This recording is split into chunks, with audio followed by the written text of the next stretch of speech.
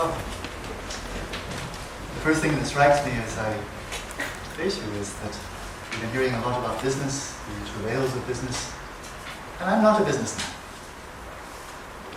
And so I would really like to speak to you, share with you, not so much as a non-businessman to business people, but from person to person.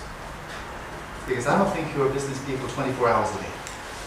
When you're with your children, your spouse's family, when you're on vacation, I don't really think, I hope you're not business people on that occasion.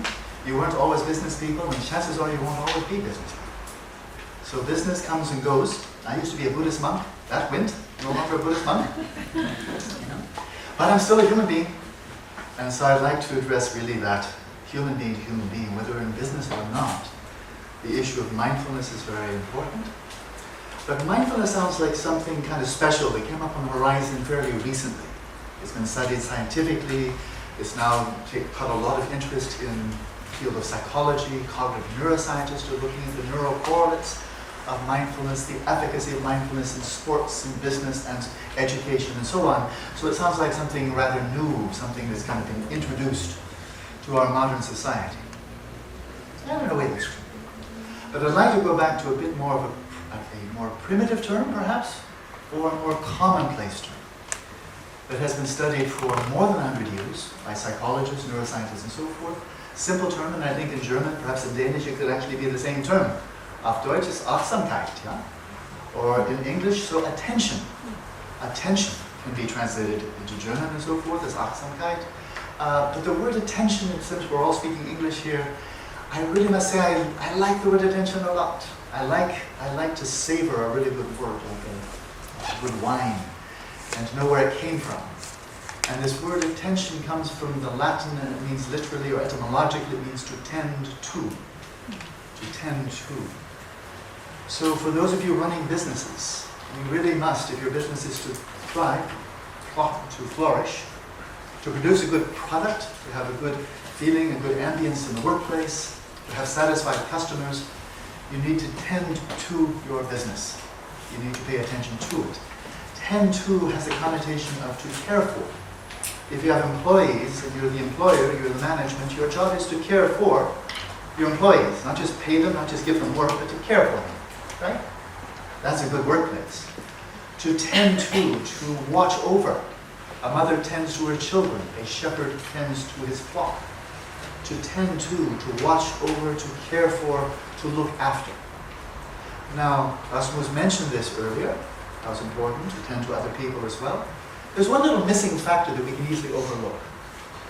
It might be a good idea to tend to ourselves as well. That quality, now I hope you have the sense of the ambience of the word, to tend to, has a nice quality to it. I travel a lot, I spend a lot of time in airplanes, and who's going up and down the aisle, especially in business class? Flight attendants, because they're tending to the customers, the flyers, taking care of their needs. And so this tending to is very important, that we are tending to our own bodies. Not getting so caught up in our work, our responsibilities, the obligations, the drive of just so many stimuli coming in, that we're not tending to our own bodies, our own health, that we're eating properly. But it's not only our physical health. Some people are in excellent physical health and they're virtually suicidal. Well, that's not because they're in bad health. It's because their minds, they're not tending to their minds. They're not taking care of, watching over, looking after their own minds. Right? And so scientific studies of attention have been going on since the late 19th century. It is so central.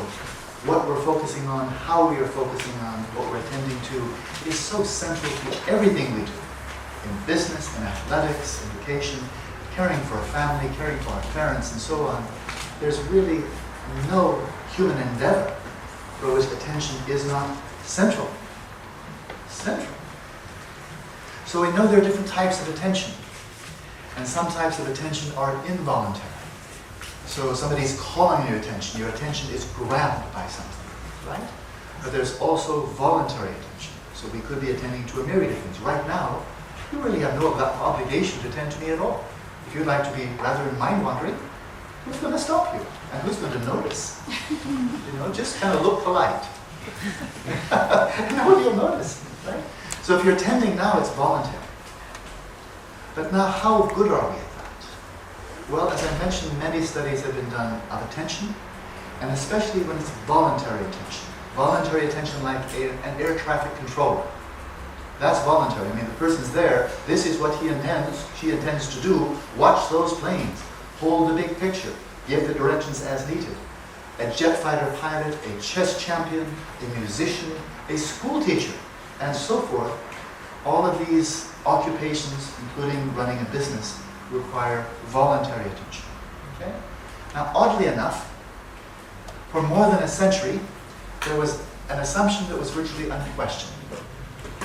It was articulated by one of my intellectual heroes, the great pioneer of American psychology, William James. He wrote brilliantly about attention. If you ever want to check him out, he's worth reading. Principles of Psychology and so on. But he made a comment more than a century ago. He said, you know, if there were an education system that could train students to develop their attention abilities, that would be the education par excellence. But he said, easier said than done. And according to his research, just what was the situation, his conclusion, based on empirical evidence, was some people are naturally scatterbrained, some people are naturally composed, and that's kind of like being tall or short. What are you going to do about it? You know?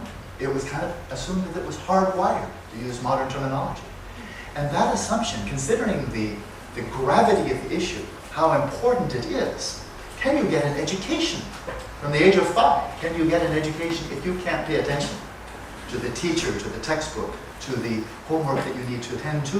If you can't attend to it, how are you going to do it? You're not going to get an education. So if there were an education that could teach children how to attend, that would be the best education altogether, because everything else can flow from it. And if you can't attend, you can't attend in a sustained fashion with clarity, then you're not going to get an education. It doesn't matter whether you have the most superb instructors in the world, the best classroom situation.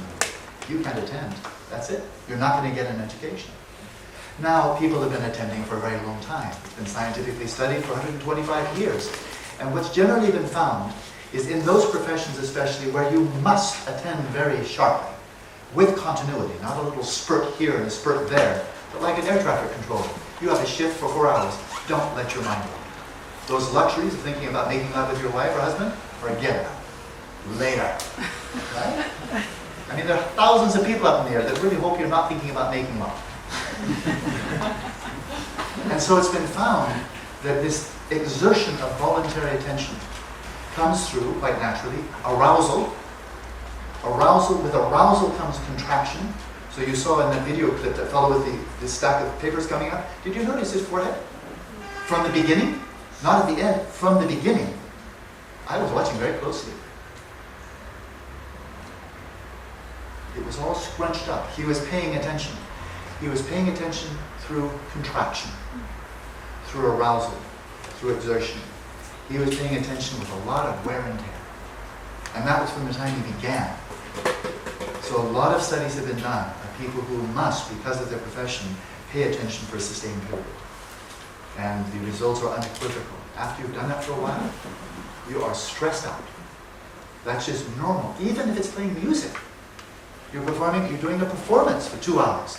At the end, where you really had to be focused while you're performing, at the end you're tired, you're wasted. Right? So, there it is, pay attention and get exhausted. Pay attention and get stressed out.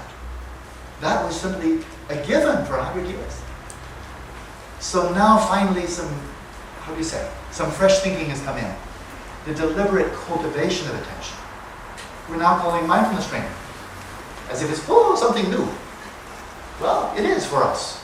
Contemplative traditions around the world have been doing it for a few thousand years, but, for us new kids on the block, it's something new. My time is very short, and I didn't even notice exactly, 5 minutes or even longer. No, you're okay. Okay, 5 minutes more? Okay, 5 minutes more. Here's crucial, because I get to lead a meditation. I always prefer that to just talking. Better meditate than talk about it. Here's a crucial issue, and that is, in the business world or anywhere else, with your family and so forth, if the only way to really focus your attention is by getting exhausted in the process, it really asks, isn't there some other way? And the answer is yes. There's a type of attention, that kind of a knee-jerk attention. You're in heavy traffic, cars are swerving in and out, they're bumping, they're going fast, now they're going slow, they're swerving in behind, and so forth and so on. It demands, it is voluntary, but basically if you don't pay attention, you're going to crash, and you won't like the insurance bill. And so, this is how attention normally occurs, and that is through this contraction, through effort, often a lot of ego, I am, I want, I hope, I fear, driving the attention. And my fist always does that. My hand always goes into that kind of gesture. Is there another way to cultivate attention without the wear and tear? And the answer is yes. And it can be trained, and you can learn it quite rapidly, and you can see for yourself very rapidly, within one day, what are the effects of doing so. The sequence is utterly different. It's diametrically opposed to the way that we normally arouse and exert ourselves as we deliberately focus our attention on anything, even television, even entertainment, extreme sports, that takes a lot of attention. And here's the key to it. It's very simple. If you'd like to be able to arouse, focus, and sustain your attention, we'll call it mindfulness. If you'd like to do that without the wear and tear, without getting stressed out, fatigued, exhausted, let the first step be to relax. Learn how to relax. It's a skill. Mathematics is a skill, music is a skill. Learning how to relax. Doing it yourself, not waiting for the masseuse, not waiting for somebody to do it, not waiting for the whiskey, not waiting for the sunset, not waiting for the nice pleasant music, not waiting for it to happen to you, but taking the reins of the horse of your mind in your own hands and deliberately, methodically, and effectively cultivating a sense of ease in body and mind. First, that's not the end, that's the beginning. But first, see what it's like to let your body loosen up, your whole face loosen up, just the opposite of that contraction, especially around the eyes, whole face becoming soft. See what it's like to let your respiration flow as effortlessly as if you were asleep. See what it's like to set your mind at ease, to deliberately set aside for a short time all of your concerns, your hopes and fears about the past and the future. There's a time for them, but not all the time. And to give yourself 10 minutes, 20 minutes, whatever you can spare. Say, all right, now, all those concerns, I'm going to leave them because they don't require my attention right now. And I'm going to set my mind at ease, deliberately, knowing that I have that freedom, I can give myself that luxury. I'm going to come to rest in the present moment, and I'm going to do it clearly. 3 qualities. First, relaxation. Second, the stillness, the centeredness, the calm, the stability of attention. Thirdly, the clarity. That you're bright, you're sharp, you're clear, you're discerning. There's a high wakefulness to your attention. So those are the 3 qualities. And I challenge you to think of any endeavor that you value that wouldn't go better if you had those 3 qualities, synergistically. Relaxed, an inner stillness, not to say static, it's just there's an inner calm, the poise, a center point, a baseline of stillness from which you venture out and do whatever needed, and you do it with clarity. If you consider the opposites, what goes better? Better to be stressed out, tense, rigid, tight, as opposed to relaxed. Better to be fragmented, scattered, agitated, distracted, rather than composed, clear, and calm, centered. Better to be dull and lethargic, dim-witted, rather than sharp. If you can come up with a list that I'd really be very interested to see.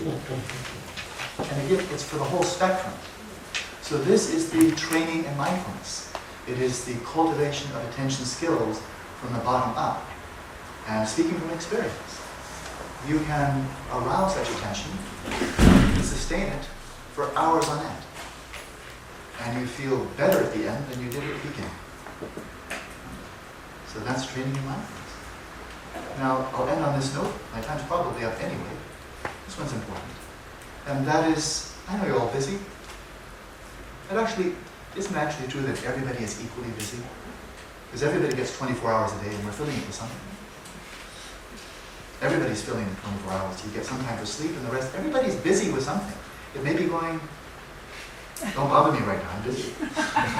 Don't bother me, I'm reading People magazine. Don't bother me right now, I'm listening to my music. But everybody's busy all the time doing something. So in a way, we're not special. We are busy with what we prioritize. That's the long and short. Nobody gets any more hours than anybody else. We're busy with what we value. It's that simple. So if you come out of this seminar feeling, oh, that was really nice to hear about mindfulness training, meditation probably really good, but I don't have any time. What you just said is I simply value everything else more. If you thought that was pretty good, maybe I'll get 10 minutes. Good, that means you value it 10 minutes worth. We are busy. We have obligations on our times, and I don't take that lightly. But in addition to whatever time you may be able to kind of carve out from clearly many obligations on our time, family, work, and so forth. There's no question. That's no joking matter. However much time you can carve out to be able over the course of the day to season your day with 30 seconds here, 10 seconds there, and 1 minute there. You just put down the telephone. Do you really need to go immediately to the next task, or could you just sit quietly?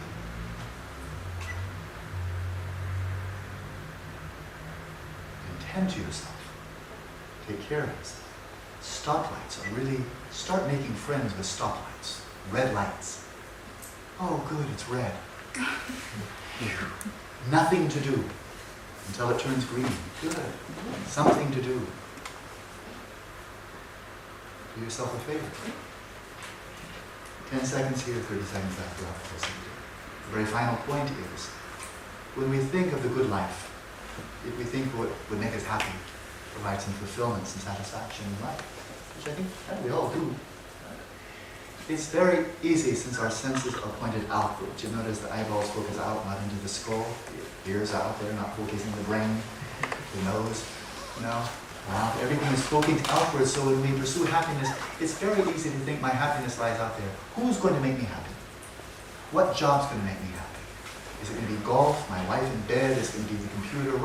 Who, what, where, when's going to make me happy? We're looking outwards. Scavengers, so to speak. Hunter-foragers, hunter-gatherers. Neanderthal approach to pursuit of happiness. Going out into the world, like little Pac-Man. Going out, who can give me something? And you grab it and try to hold on to it. As if we have no internal resources at all. As if we're sitting alone quietly in our rooms, we've got nothing. Zip, nada, zero. Maybe that should be reassessed. Is it possible through cultivating the mind to find that you can be very content simply sitting quietly, breathing, and finding, for the time being, this is enough, this is good, this is a bit of peace of mind, and no amount of money can buy that, but I can